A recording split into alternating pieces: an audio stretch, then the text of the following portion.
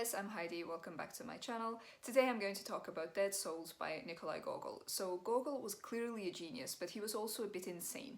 So I think with this book it might be helpful to have some prior knowledge of Russian history and society, and being familiar with Russian literature in general would probably help as well. This is a very satirical novel. There's a lot of satire when it comes to landowners, and there's the whole concept of serfs or unfree peasants. If you're not aware, then in the Russian Empire that meant that a person was attached to the land.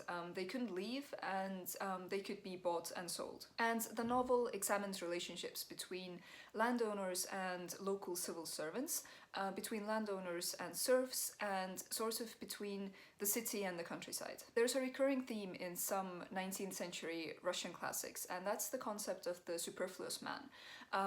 It's a character who is usually intelligent, but they have no regard for social values. They spend their time drinking and gambling, and they often try to manipulate others in order to gain money or favor for themselves. And the main character in Dead Souls, Chichikov, can be considered a superfluous man. He comes up with a get-rich-quick scheme which goes slightly wrong. He starts buying dead serfs or dead souls who have died but who are still accounted for in property registers.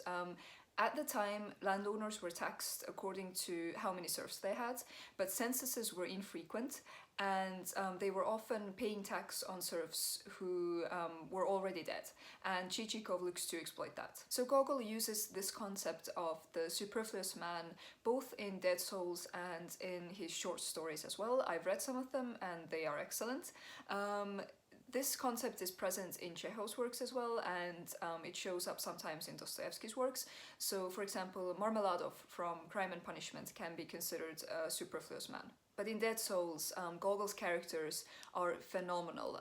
The characterization of Chichikov especially is very sharp. He's a very developed character, and some of the supporting characters are truly excellent as well. Gogol has a way of describing people and places in such a way that you have a very clear understanding of who or what you're dealing with. And he also uses humor in places where you don't really expect it. And it's all very grotesque, but it's very entertaining to read. The whole book is slightly mad. It flows a bit differently from Dostoevsky or Tolstoy or Chekhov or Pushkin, so if you've never read any Russian classics before, then maybe I wouldn't start here. But I love this. It definitely occupies a well-deserved place among the great Russian classics, and I'm so happy that I finally read this. So if you've read this, let me know what you thought of it.